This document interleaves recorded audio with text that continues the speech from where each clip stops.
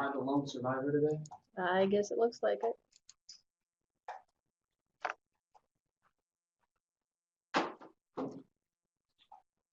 All right, news today, Math 0099.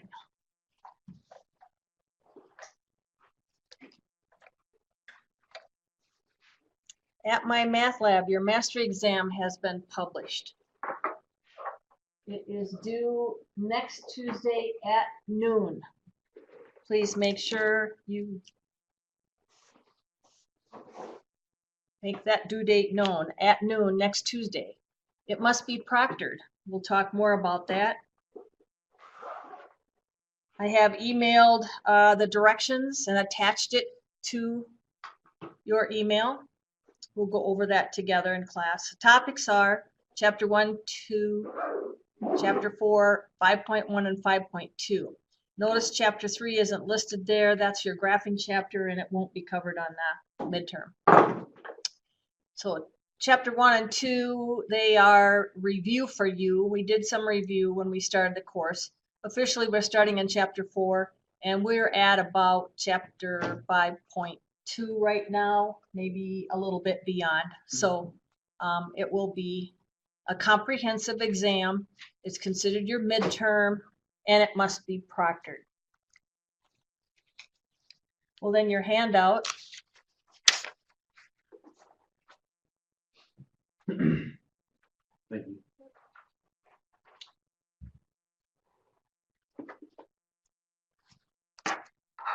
Your exam will open today, which it has. It will close. I think that's a Tuesday. Yeah.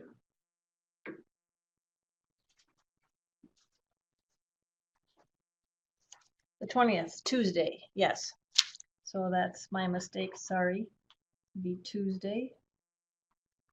The 20th at noon.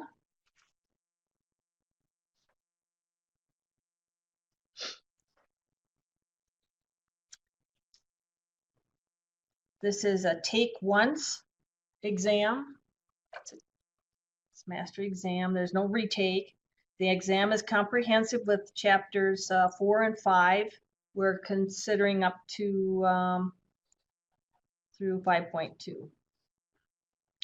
The exam will be open notes, open book, calculator, computer tablet, but no cell phones.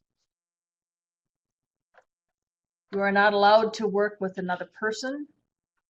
You must arrange for a person in authority to proctor. So this exam must be observed as you're completing the test. Students must arrange a proctor ahead of time out of courtesy. Minnesota West libraries are by appointment only. You can set your appointment anytime. They do provide proctoring services. Good examples of proctors might be teachers, counselors, librarians, supervisors, bosses, clergy. So you have other options. Minnesota West is set up to handle proctoring services at our libraries. Class time will not be used for proctoring. Make certain in advance that your personal device is compatible with My Math Lab. There's no excuses. You should be very comfortable with your device in My Math Lab by now. No exam score will be recorded. No exam court. I will not post your grade until this form is faxed or emailed back to me, completed with your name printed and your printed email address, your proctor's name printed and your proctor's email, and then your proctor's relationship to you, the start date and time of your test, your proctor's signature, and the end date and time and your proctor's signature. So be sure to read this handout. It's your complete directions for completing the mastery exam. It's a proctored exam. All signatures must be in place to receive a score. Your mastery exam is 200 points. So one you want to be prepared for.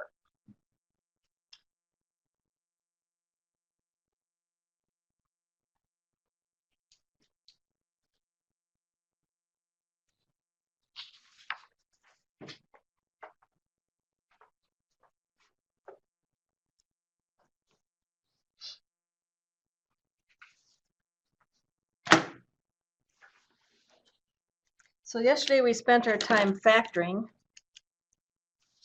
looking at our form pattern x squared plus bx plus c, expecting that we can factor that as a product of two binomials. Today we're going to expand our form pattern to ax squared plus bx plus c, and we still expect that we can factor it as a product of two binomials. But our leading term is something other than 1. X squared would be a coefficient of 1. Now we're looking at really identifying that a is something other than 1.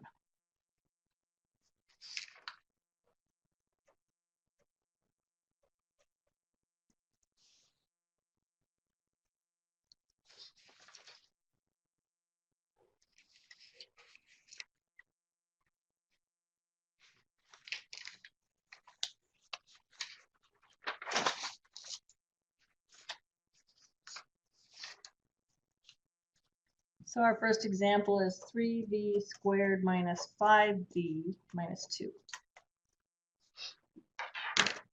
And we should be recognizing ax squared plus bx plus c. We have something times x squared, or a variable to the second degree, plus something times your variable to the first degree, plus a constant. And we're still expecting that we can factor that as a product of two binomials. But our factor table changes just a bit. Now we need factor pairs of your leading coefficient, your constant, which is a -2, but the middle term is still whose sum is. And our middle term is a -5. So factor pairs of 3. Well, that's 1 times 3, a -1 times a -3.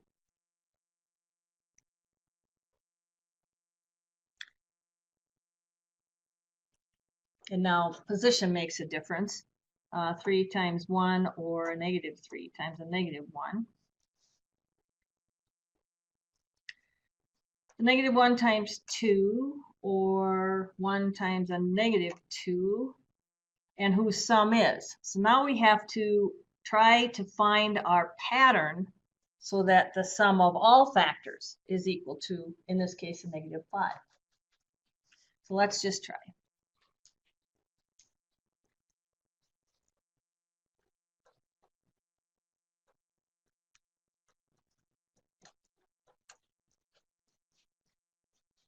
Well, I know I'm going to need a v and a v to get my first term, v squared. Let's just try a -1 and a -3. A -1 times a -3 would be my -v squared. And then try a +1 and a -2. That'd be a -2. So let's check.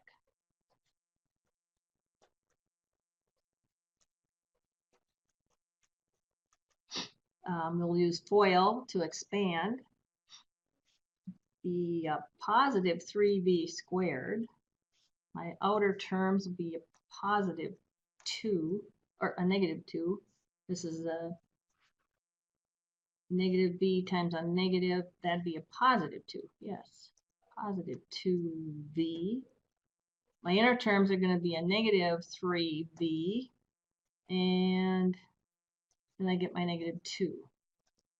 3v squared plus, there's a 2 and a 3, but it's not going to give me my middle term, -5. I get a -3 instead. So that pattern isn't going to work. So let's try again.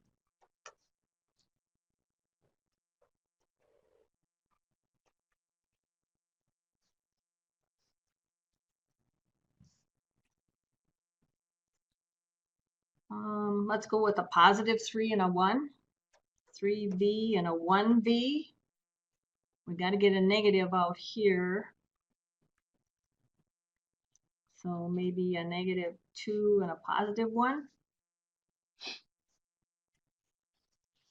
It's a 3v squared. My outer terms are going to be plus 3v. My inner term is a negative 2v, and I get a negative 2. But again, I end up with an incorrect middle term. This is called trial and error. We try, and then we try again. Trial and error. So the more factor pairs there are, the more combinations there are for our 4 positions. 1, 2, 3, 4. So let's try again.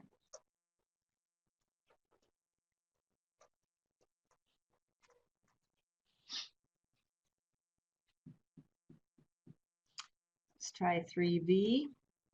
It's a positive 3. So this is going to be a positive 1. And try a positive 1 and a minus 2. FOIL, the first terms are 3v squared. The outer terms are a minus 6v. My inner term is a plus 1v. And 1 times a negative 2 would be a negative 2. And collecting the middle term, I get 3v squared. Negative 6v plus a positive v would be a negative 5v minus 2. 3v squared minus 5v minus 2. So you can circle your factor pair.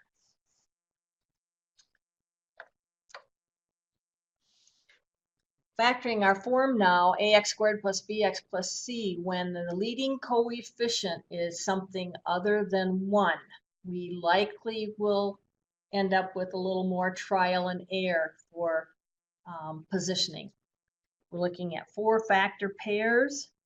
There's first position, second position, third position, the fourth position, whose sum is the coefficient of the middle term.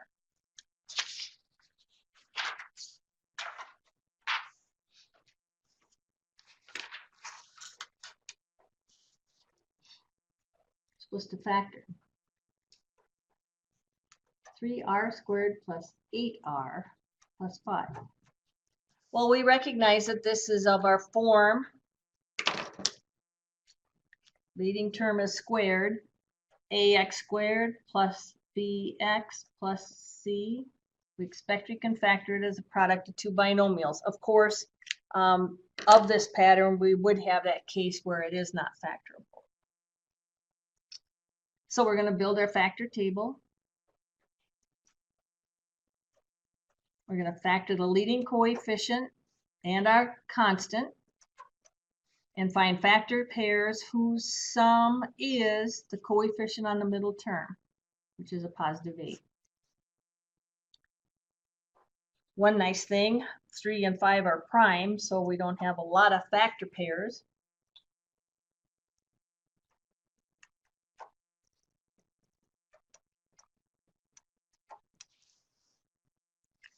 So, trial and error.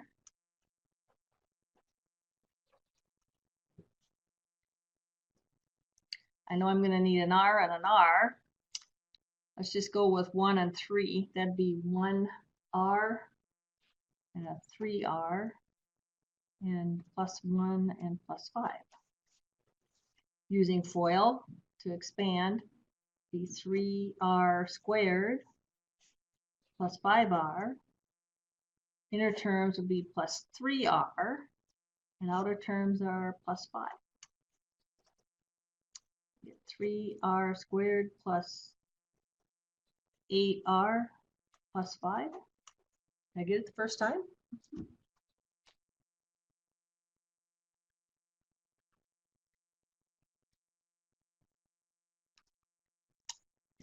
I think I got lucky. 3R squared plus 8R plus 5, so you can circle your factorization. Successfully factored.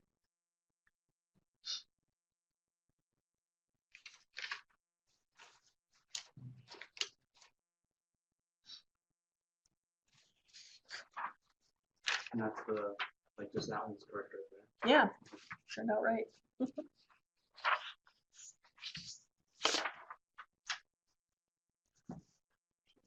5s squared minus 17s minus 12.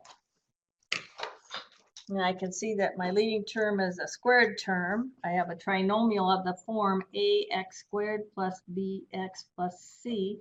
I'm going to factor that as the product of two binomials.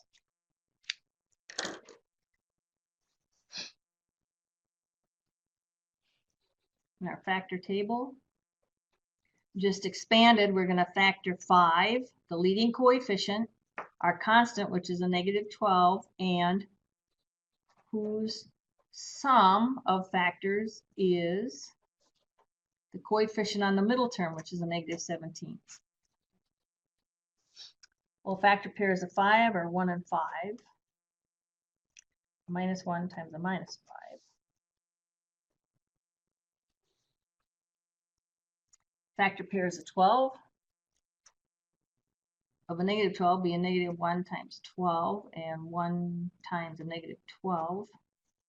Negative 2 times 6, and 2 times a negative 6. Negative 3 times 4, and 3 times a negative 4. 5 and 6, and then we're at the middle again, so your middle factor, half of 12 is 6, so our factor pairs are at least established. 6 times 2 is the same as 2 times 6. Now we need to find our combination. So we're going to try.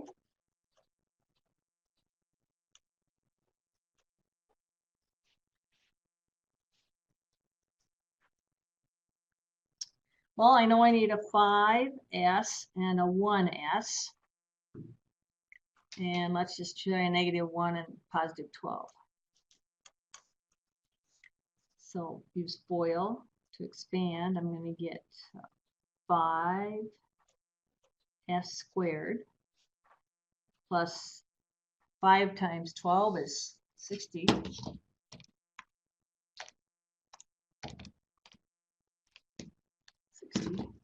Oops, that looks a little high to me. Our middle term is a negative s, a minus 12. So our middle term is way off. It's a negative 59s. We're looking for a negative 17s. Let's try again.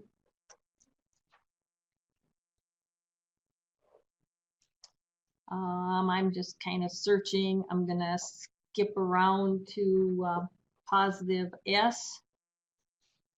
And then I'll have to have a positive 5s for my first leading term.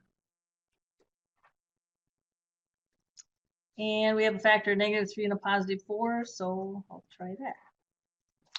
FOIL again, we have 5s squared plus 4s minus 15s minus 12. The middle term is negative 11s. I'm getting a little closer. Looking for negative 17.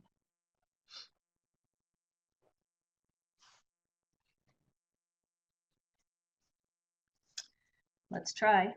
Trial and error. Well, I was a little closer that time, so let's try 5s minus 4 and s plus 3. FOIL again, that'd be 5s squared plus 15s minus 4s minus 12. And that's an 11s. So I didn't get much farther, change the signs, I guess.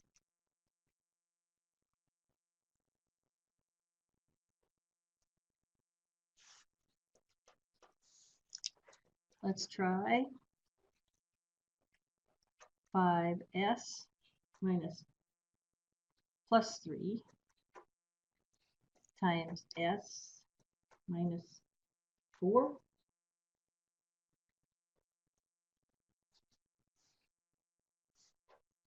Five s squared minus 20s positive 3s and a minus 12. Collecting the middle term, 5s squared. A negative 20s plus 3s would be a negative 17s minus 12.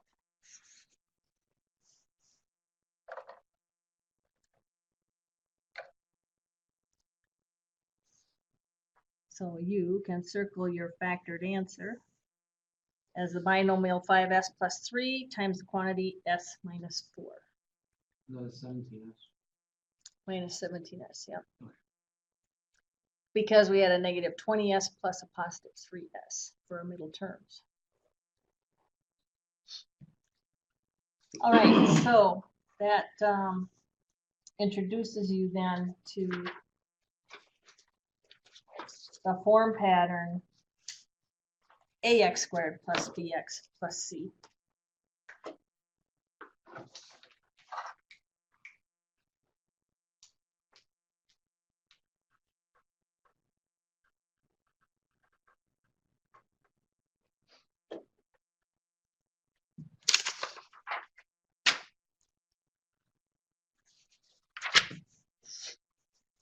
All right, then we want to notice, if you haven't already, x plus 2 times x plus 7. Well, that's a binomial times a binomial. We get out our blue cards and we recognize that we're going to have to use FOIL to expand that, which we'll do. We get x squared plus 7x, inner terms plus a 2x, and my last term is plus 14. And when I collect those middle terms, I get x squared plus 9x plus 14.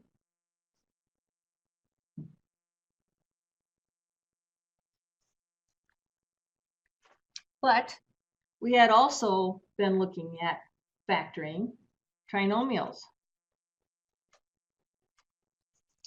Here's a trinomial.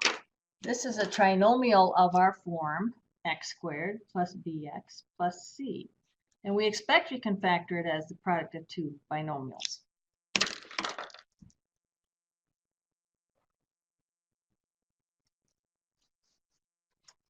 In fact, it is, from our factor table, product 14 whose sum is a positive 9. So factor pairs of 14 and 2 and 7. 2 plus 7 is 9. So there's our factor pairs.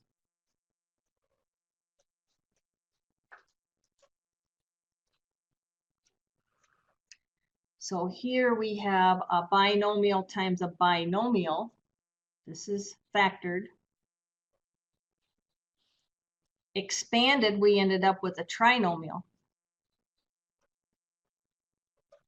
where we're adding and or subtracting. And sure enough, when we were asked to, it's the same thing, when we're asked to factor this polynomial, we ended up with it factored as a product of two binomials.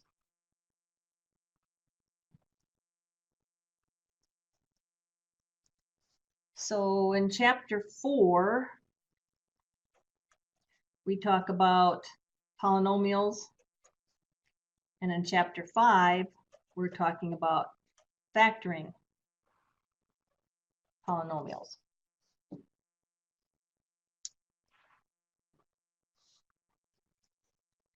So x plus 2 times x plus 7 is equal to x squared plus 9x plus 14, which is equal to factored x plus 2 times the quantity x plus 7.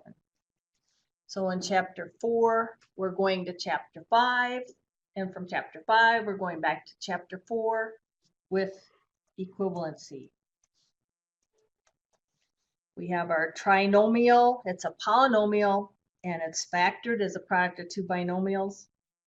Or we have two binomials, we expand using FOIL and arrive at x squared plus 9x plus 14. Equals are equal to equals.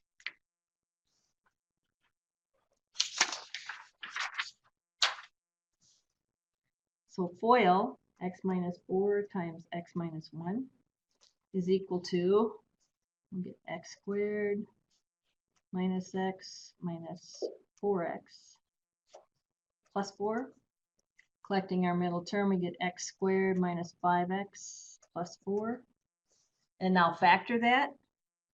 That's of the form x squared plus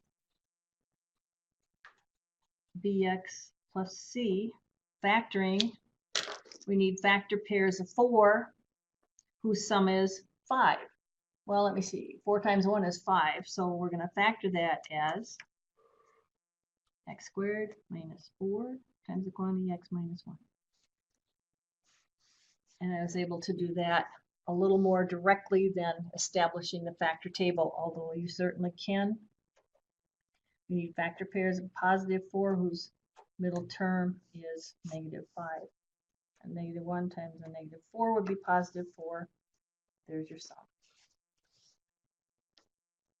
So that's our goal, to be able to recognize that our trinomial factored is the product of two binomials, and that the product of two binomials is equal to our trinomial when we expand and collect like terms.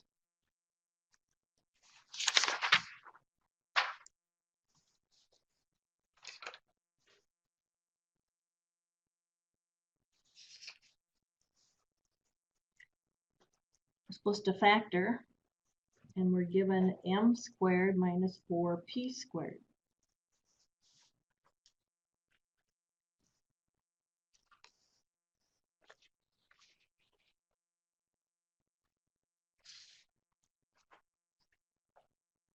On my blue card, I see that I have factoring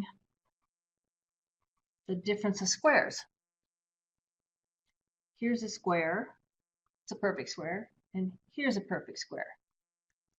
Factoring a difference of squares. A squared minus b squared.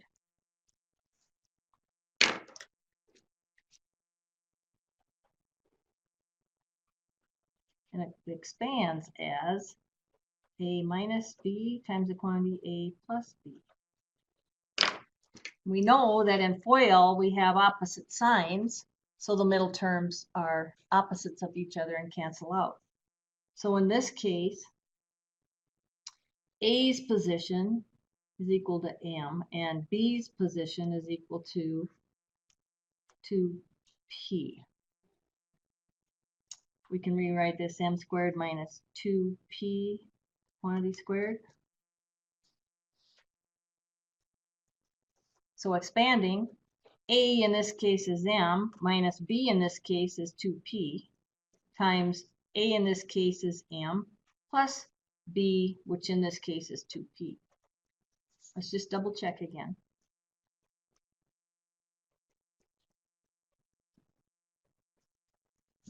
I have a product of a difference and a sum on my blue card. Factoring a difference of squares.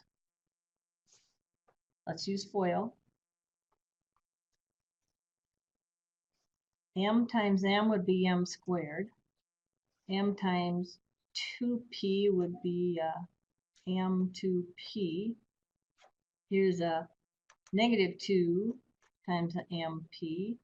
And I have a negative 2p times 2p would be a positive 2p times 2p is 4p squared. So let's collect like terms. I get m squared. They are opposites of each other. We've kind of tried to rehearse this. So we get 4p squared. Special case with our binomials. The difference of squares, the middle terms cancel out, leaving your first term and your last term squared. Keep your blue cards handy when you're testing.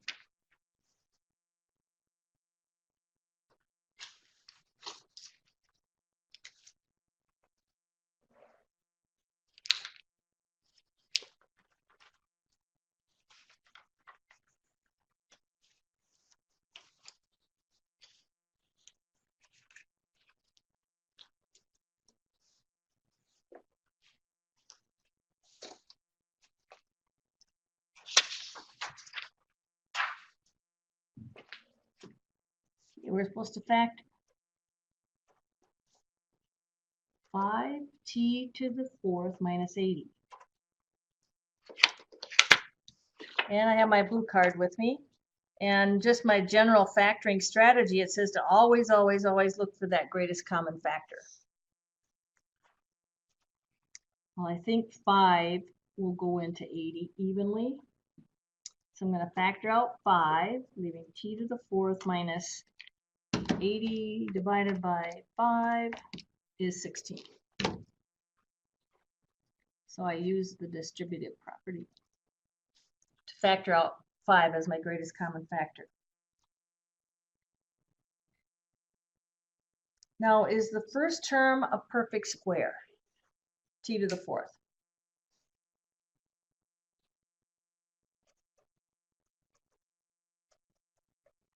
Is the first term a perfect square?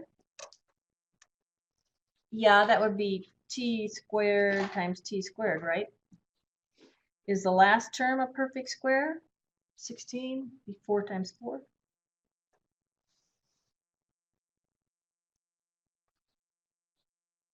So I have the difference of squares again. So factoring, I have the difference of squares, a squared minus b squared, or factoring a difference of squares, a squared minus b squared. Now factoring it,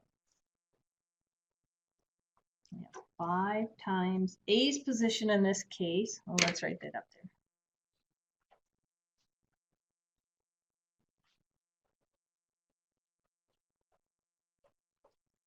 A in this case is t squared. T squared times t squared would be t to the 4th. That's a perfect square. And b in this case, b needs to be squared. B's position is 4 squared. So b is 4. So factoring, I have t squared minus 4 times t squared plus 4. And the middle terms are going to cancel out. I get t to the 4th and minus 16. But don't forget to continue. Double check your final answer. Is this a perfect square? T squared? Is the first term a perfect square? Yeah, that'd be t times t. And is our last term a perfect square? 4. Yeah, that's 2 times 2. So I can factor this binomial further as the difference of squares. So I'll have t minus 2 times the quantity t plus 2, and bring down your last factor, t squared plus 4. Now what about that t squared plus 4? My strategy for factoring polynomials, it says when there's 2 terms, determine whether you have the sum and the difference of cubes. Well, we haven't studied that quite yet. 2 terms, determine whether you have a difference of squares. Okay, we did. But do not try to factor a sum of squares. Here I have t squared plus 4. T squared is a perfect square, and 4 is a perfect square, but there's a plus sign. We cannot further factor the sum of 2 squares using our real number system. So this is our answer. Factored completely. So always look to apply your blue card factoring strategy again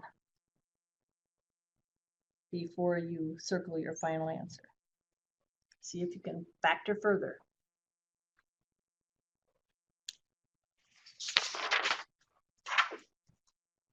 And the rest to factor. 2x cubed plus 10x squared plus x plus 5. Well, our clue here is that we have 4 terms. So on my blue card, factoring, there's no greatest common factor. Look at the number of terms. Are there 2? No. Are there 2? No. Are there 3? No. Are there 4 terms? Yes. Try factoring by grouping. So remember, we just kind of grouped our terms together and tried to factor further from there. So I'm looking for a common factor in these 2 terms. Looks like there's a 2x squared 2x squared times what would give me 2x cubed?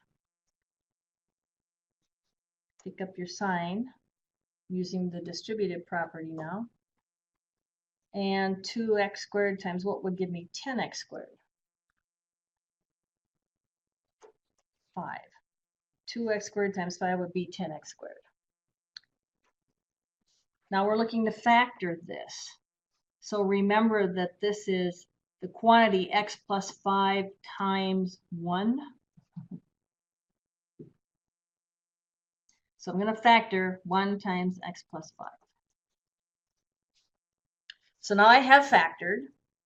Do you see a common factor in both terms?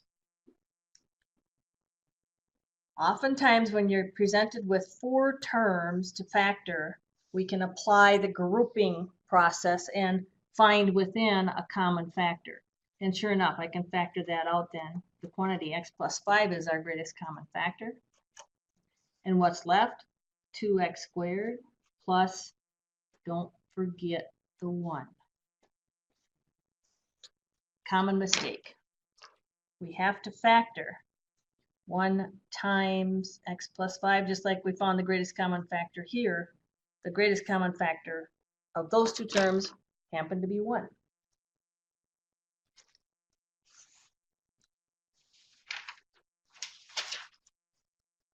you all right? Sure.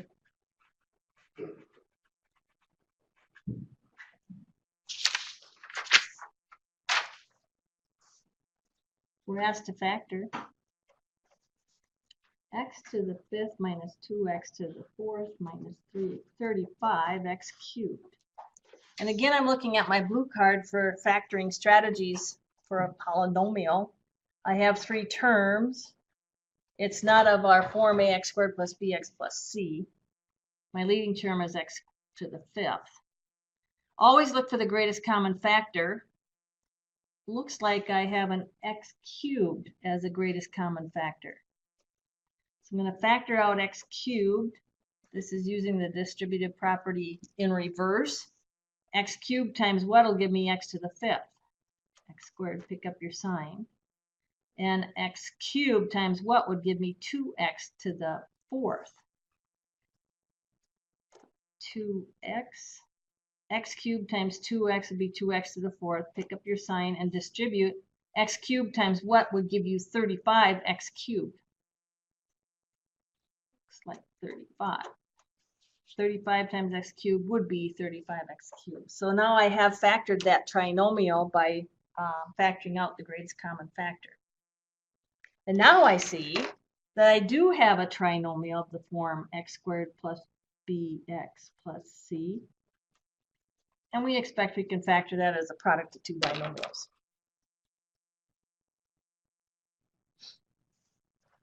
So look at my factor table. I need factor pairs of negative 35, whose sum is the coefficient on the middle term, which is a negative 2.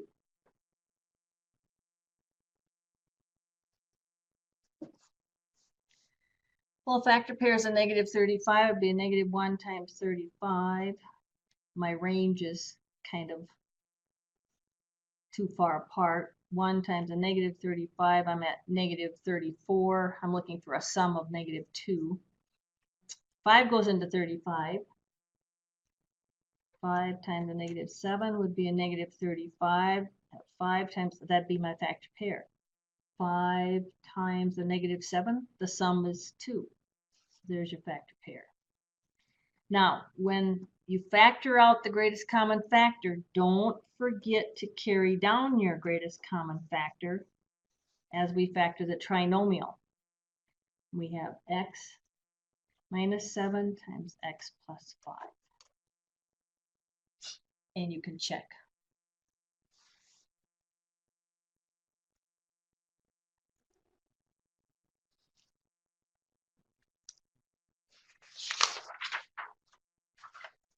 And we're supposed to factor x to the 4th minus 10x squared plus 25.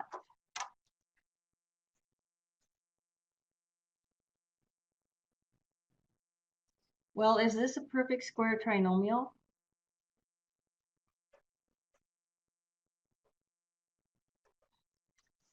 Is the first term a perfect square? Yes, it'd be x squared times x squared. Is the last term a perfect square? Yes, it's 5 times 5.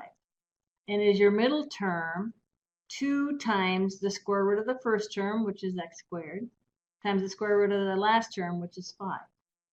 And that's 10x squared. Sure enough. So now we just have to pick up our sign.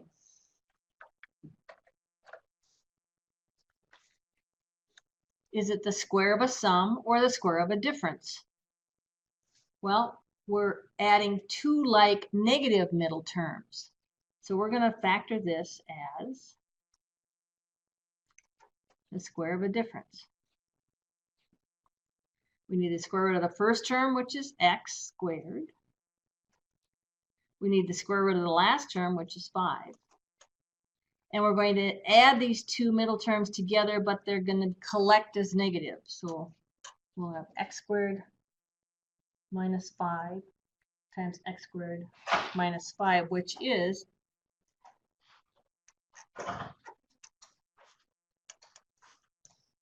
the square of a difference on your blue card.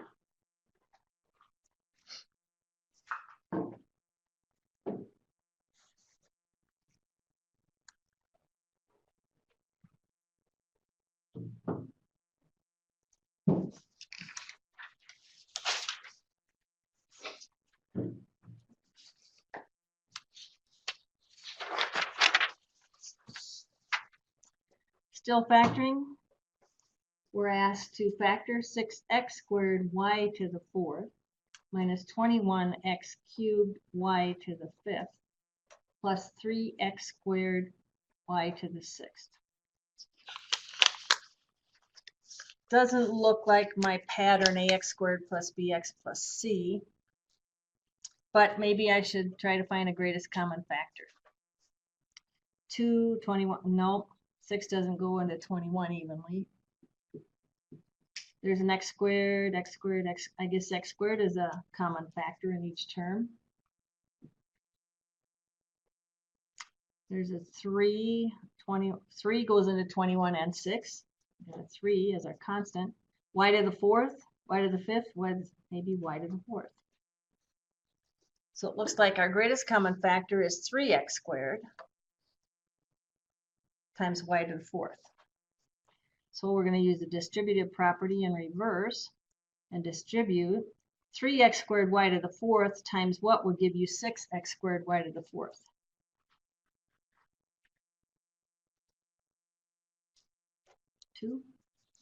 Two times 3 would be 6x squared y to the 4th. Pick up your sign. We're going to distribute 3x squared y to the 4th times what would give you 21x cubed y to the 5th. 3 times 7 is 21.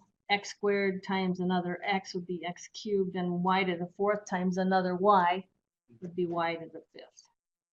Pick up your sign and distribute 3x squared y to the 4th times what would give you 3x squared y to the 6th. Well, there's my 3x squared, so I need y squared. Now let's rearrange to form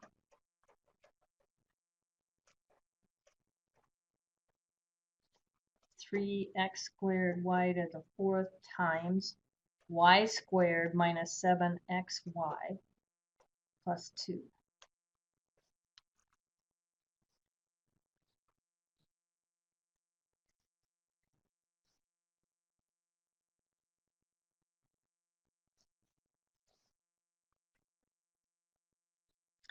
And I can't further factor this any farther because I have a xy as my middle term. So that would not factor to collect like middle terms. So your answer, factor out the greatest common factor of all those terms, use your distributive property in reverse, and always look to see if you can factor further, which we did. We arranged to our y squared, y to the 1st degree, and our constant, but we had no way of factoring an xy term.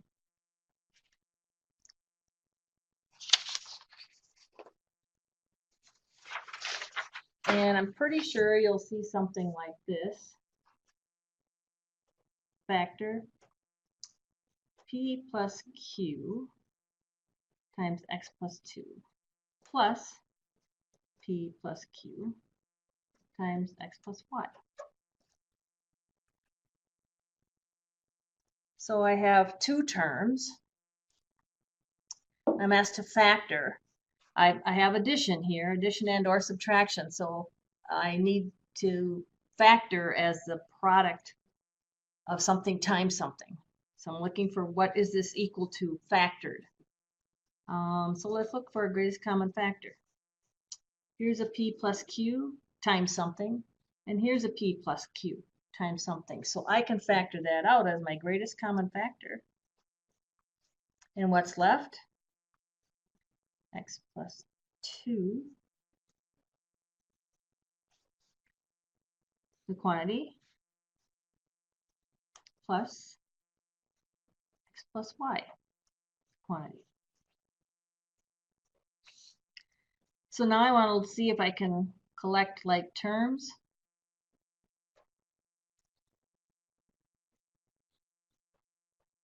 To simplify, I have P plus Q times, these parentheses aren't really necessary. It's X plus 2 plus X plus Y. There's nothing more to simplify. So P plus Q times, here's an X and here's an X for 2X plus a Y plus a 2 for my constant. So I have this multi-termed polynomial, found a greatest common factor. To factor at something times something, I was able to collect some like terms to simplify. And I have something times something times something times something. Factored, you must show your answer all multiplication. All right, thank you very much.